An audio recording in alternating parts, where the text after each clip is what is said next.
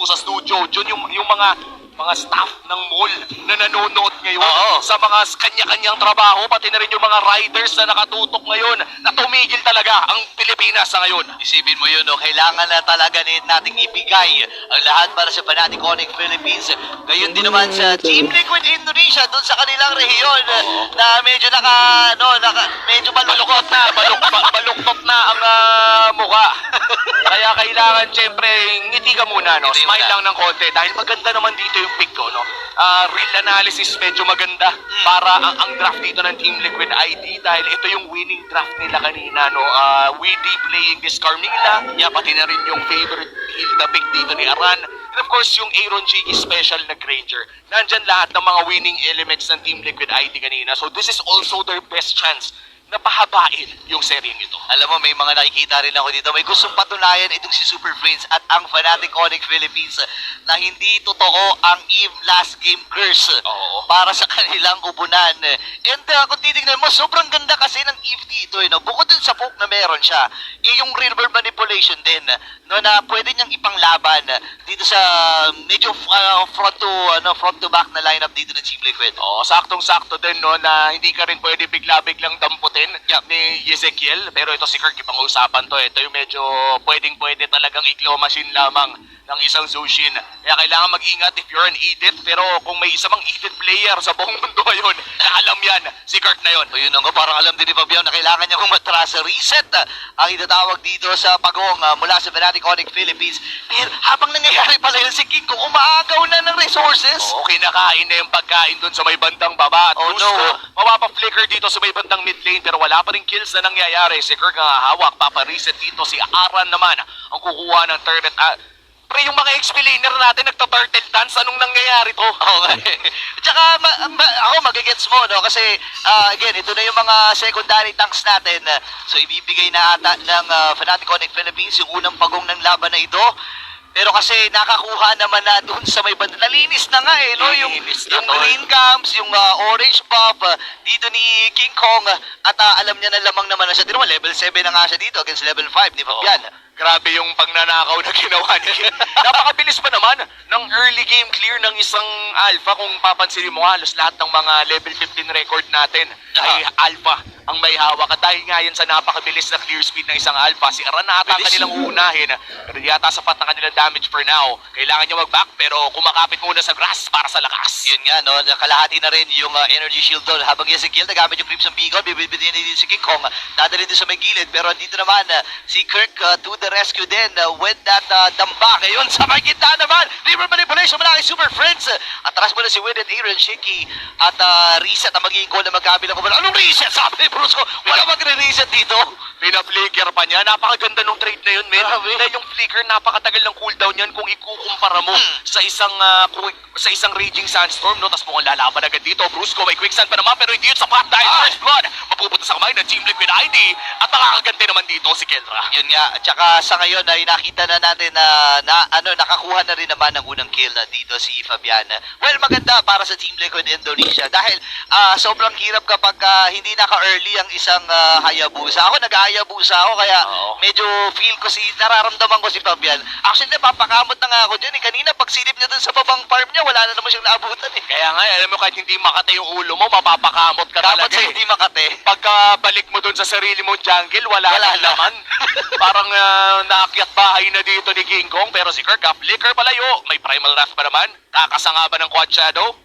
Hindi na, inalis na. Hindi na rin lumaban dito si Fabian. Kasi alam niya na nakaantabay itong si King Kong. At isang Spear of Destruction lang ay pwede talagang ma-destroy. Itong si Fabian, second turtle, ay hinahatak na rin ni King Kong at nakapwesto ang Fnatic. Ito na nga, Turtle. Sisimula ng Fanaticonic Philippines. Ang pinakaunang pagong ibinigay nila. Ang tanong, yung pangalawa ay makukuha kaya? Okay, ang baba na ng buhay ni Brusco dito habang Raging Suns ay pinilit pa! King Kong with that turtle! Nakuha na si Fabian. Kilaban si Raging Suns. Sige, mamamatay din. River manipulation. At naka-double kill na dito. Kagad dito si Kera. Buhay pa rin si Kirk. Natamba pa itong si Ezekiel. Napop na naman yung kanyang flicker dito. At si Kera ay nakikipagsabayan na dito kay Fabian. Buhay pa rin siya. Pero hindi papayag ang Super Family na makakatakas ng basta-basta si Fabian. Wala nang quad shadow si Idol. Wala na. Nakakalimutan ka na. At mukhang may trade pa rin na makukuha ang Fanaticonic Philippines. At lamang na nga sila ng 1,000. Tingnan mo naman sa lahat ng pwedeng mabuhay. Kirk ng 50 HP. Boomer skill pa rin, nag-earth shatter pa rin siya doon. Ganito katapang talaga si Kirk at nakita natin yung contribution talaga ng hero niya, no? Ay, continuous kasi yung crowd control nito. Kapag nahuli ka ng isa, hindi ka na talaga makakagalaw. Oh. And ang Fnatic Onyx Philippines ngayon, ito hindi na naman pinapagalaw. Itong si Fabian, wala na naman siyang aabutan doon. Ang isang natira sa kanya ay yung green cap lang. sa may grabing pang nanakaw na ang ginagawa ng Fnatic Onyx Philippines sa loob ng jungle ng Team Liquid ID. Literal parang tira-tirang ayuda na lang yung nakuha ni Fabian. Tapos Iron Cheeky pa pulutan sa baba. Oh my gosh! Napuruan siya doon ni Kera at dininis na lang ni Brusco. Pero si Brusco ngayon ang kanya pupuntirahin. Andito rin naman si Kera. Reggie Chanson rin nagamit din. Dito ni Brusco. Ngayon ay hawak naman ng Fnatic Onyx Philippines ay medyo okay na lead at naagaw pa rin at nakuha ni Fabian yung kanyang purple buff. Napakaganda nito para sa Fnatic Onyx Philippines. Alright. Real world na gamit na. Napilitan na rin ang Spear of Alpha. Pero mukhang may magandang trade. Okay, Curse of Blood nagamit dito Luigi pero walang damage. Sabi nila dito nung walang damage. Andito ang damage namin. Dalawa kagad na patumba. Make it 3 dahil si Fabian ay nakadalawa din doon sa laban na yun. Grabing pakilig yung ginawa ng Curse of Blood Tony Weedy. Ganun pala yung interaction when you're playing Yuzushin as well. Kapag na Curse of Blood kayong tatlo, tas may naangat na isa, sabay-sabay kayo lahat alon kahit hindi New Year. Oo nga, nabit-bit talaga, no? And ngayon, si Kirk naman ang bibit-bit. Nakikipagsabayan siya dito sa 4 na miyembro. Actually, 5 miyembro ng Team Liquid. Nakaiwas din. Pero mabibit-bit siya dito. And Fabian, nakasecure na ng 3 pagong at kill din para dito kay Ezekiel. Napakagandang play mula sa Team Liquid ID. Nakita na nga natin na na-cut ang gold lead dito ng Fnatic Onyx Philippines mula 2,000 ay umabot na lamang ng 800. Dalawang magandang play na magkasunod ang ginawa ng Team Liquid. Ano kaya magiging response ng Fnatic Onyx Philippines dito? Here comes the Raging Sandstorm. Tatama lamang sa isa. Pero yung Shadow Kill ay kakasa na rin. Pero hati-hati ulit ang magkakapatid sa Super Family. Sama-sama sila dito pero may slow push din na ginagawa ang Team Liquid dun sa may top lane. Grabe naman yun, men. Talagang palaban no? Sarili mong orange buff ay hindi mo malapitan. Nahihirapan na talaga dito ang Team Liquid. Pero napablikan rin si Super Prince pero hindi sapat. Nakakuha na sila dito ng tag-isa. Actually, 2 laban sa isa ang naging trading doon. Nakalamang ang Team Liquid Indonesia. At ngayon ay panano atas sa nila na dumiretso din sa may bandang gitna. Buti nila nakabantay na rin ang Super Family. Nagiging maganda ang laro ng Team Liquid ID. I think it's 3 plays already na nagawa nila successfully. At dahil dyan, almost back to even ball game ang ating natutungayan. 8 minutes in, ang nangyari naman ngayon ay Team Liquid ID ang nakahanap ng mga sunod-sunod na play kung saan nakakuha sila ng gold lead pabalik. Fnatic Onyx Philippines, meron din naman silang mga nakukuha pero hindi kasing laki ng mga nakukuha ng Team Liquid ID. They really have to find a way na bukod sa pagnanakaw na ginagawa nila ay makakuha sila ng shutdown kill dito kay Fabian na 5-in-1 na. Oo nga ito'y nakakatakot. Pinag-usapan pa lang natin kanina yung snowball na meron ang isang Hayabusa na nakuha nga kagad dito ni Fabian. Ngayon si King Kong ay napaatras din at maganda ang ginagawang control ng Team Liquid doon sa may river paakyat. And gitna na ata magiging target nila dito. Fabian ay nakasilip din. Inaantay yung Team fight, kaya naman ay mukhang farm na lang muna ang kanilang sagot. yun na nga, no, agaw mo at kuha muna si King Kong dito ng kanyang purple buff. Lord ay available na rin para sa magkabilang kupunan. Pwesto na si Fabian, pero nararamdaman niya yung hampas ng Lord na yun. O yung kalahati na to, kalahati na. O kalahati na agad ng Lord si Ezekiel. Ay lang uunahin, makakapag-back up. Pero si Super Fits ang unang nawala. Ako naman ay nakagad 4v5 mag-ilaban dito si Koy. Bumaba na yung primer, natin nagamit na. Ako si Kera, pipirihin dito sa likod. Napakatapang talaga ni Kera, pero bibigyan siya ng kupunan ng Team Liquid Indonesia. At sila dito, Lord ay nakuha na kagad ni King Kong at kailangan na nilang umiskapo dahil yung misyon nila ay napagtagumpayan na. Nakuha naman na yung Lord pero mukhang papasok ulit dito si Fabian. Quad Shadow is still available pero hindi na niya gagamitin ito. Kakaibang galaw mula sa Fnatic Onyx Philippines. Kadalasan ay XP laner yung papasok sa likod para alagaan yung Lord Pit. Pero this time around si Kelra ang pumasok doon para subukang mang zone. Yun nga lang ay namatay siya pero magagamit pa rin naman nila yung Lord dahil 5 5v5 ang ating senaryo. Oh, tsaka mababa rin lang naman yung death timer. So yun na lang siguro yung naisip ni Kera. Pero ngayon naisip Ayun din na. naman natin Onyx Philippines na bigla kagad dito si Winnie. Boy pa rin naman. Habang prime na nagamit ng leader King Kong. Shadow kill pinagsaluan ng Laban natin Onyx Philippines ngayon. Tumba si Ezekiel. Si Ezekiel. Sabin pa yan. Ngayon na wala na rin itong si Aran. Dire-diretso ang fanatic Onyx Philippines. Dun sa may bandang ibaba naman na magiging puntirya nila. What a raging sandstorm coming in from Brusco. Indo, yan ang sinaing nyo. At kitang-kita yung pag-push nila dito sa itang bandang ibaba. At may Winter's Crown na nga rin dito si King Kong. Mukhang mag-push pa sila pero yung blessing ay nandyan pa rin. Nag-aantay na lamang ng ultimate sa fanatic Onyx Philippines. Pero nandyan ang wave clear ng Team Liquid ID. Makakahinga pa ang Team Liquid dito. Dikit ang laban in terms of kill score. Pero ang fanatic Onyx Philippines, ihinanda at pinakita na nila yung sabihin natin yung pag-manage ng skills na meron sila. Flicker Raging Sandstorm, reward manipulation. Sobrang sakto talaga dito sa fanatic Onyx Philippines.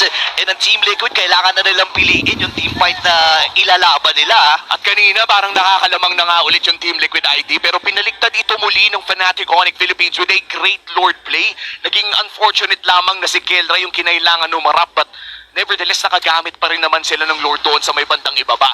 Wala mang bumagsak na inhibitor turret ay lamang na ulit sa mapa ang Fnatic Onyx Philippines at napakalaking bagay niyan with our upcoming Lord. Isang minuto bago ito lumabas at mukhang kontrolado ng Fnatic Onyx Philippines ang river. Yeah, and nararamdaman natin no, na medyo nag-struggle na rin ang Team Liquid Indonesia na humanap ng mga possible trades. Kasi nga naman ang Fnatic Onyx Philippines, nagiging wise na rin eh. Nagiging mautak na rin sila dito. Si Brusco na ang binibigay nila doon sa mga frontline or doon sa pag-check ng pero si Kera, grabe naman, napakalalim, river manipulation. At si Ezekiel ay napaatras na nga rin lang. Pasok dito si Fabian, pero makakalabas ba? Yes, kaya lang, not for long, kasi si Kera ay mga pana pa. Sinundan ng pa namin, homing yan! Oh my God. Sinusundan ka pabalik, men! Ang tapang din kasi ni Fabian doon, pinasok pa naman yung 5. At ayan na nga, 4 ang dedepensa para sa Team Liquid ID pero wala tambake ang Fnatic Onyx Philippines dahil Lord ang kanilang puntirya. Nice one, Fabian! Sakto, my Lord pa! Ganun lang Fabian, ganun lang. Isa pang ganun, boss. Pero teka lang ha, mukhang papasok dito si Winnie. Raging Sandstorm nagamit na rin. Hiroshiki nakakapag-free hit pero yung Spear Foul may nagamit naman na wala lang. Si Kirk ay matatamaan pa! Si Kenray nandito din, nagamit na rin niya yung ultimate niya at si Wade ay namatay. 2 ang tutumba para sa Team Liquid Indonesia habang Brusco lamang para sa Fnatic Onyx Philippines. Pabuhay na rin ang Lord. Ang tanong, makakadepensa ba ang Cavalry? Nako, unang malubitang depensa ang kailangan gawin ng Team Liquid ID dito. Meron naman silang wave clear. Meron din silang range na pang-poke. Kayang-kaya nilang tumepensa basta walang mamamatay. Pero kailangan mag-ingat dito ng Fnatic Onyx Philippines. 3K lang ang kanilang lamang. Kaya pa rin naman pumalag ng Team Liquid ID.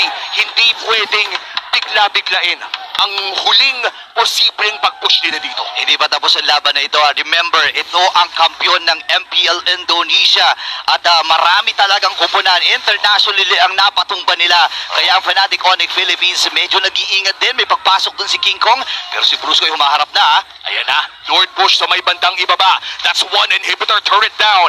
Mid lane naman ata magiging punteriya ng Fnatic Onyx Philippines. Isang tore na lang ang matitira dito kung sakaling makukuha nila ang mid lane. Hindi tatama ang Spear of Alpha. That's 2 inhibitor turrets down at mukhang kakalbuhin na nila ang base ng Team Liquid ID. Isa na lang at mukhang babagsak pa nga. Oh my gosh, kalabit na lang ng gatilyo dito. And si Kera pinipilit na rin abutin itong tore na ito. Kailangan bantayan ng Team Liquid Indonesia. Sabi nila, sige, ikaw nakagalan. Sige, ikaw dito ngayon. Pinagsaluan ng 3 miyembro ng Team Liquid ng Fnatic Onyx Philippines. Habang pasok ang Team Liquid Indonesia, remember the mission na gamit din. Oh no! Hiroshiki nakakuha ng kill. Naku, delikado ang Fnatic Onyx Philippines. Pero tinatapos na ni Kera ang laban na ito. At Kera, kalma muna. Wait lang, may mga minions pa sila nakasama dito. Tatapusin na nga ni Kera at ang kasaysayan para sa 5 feet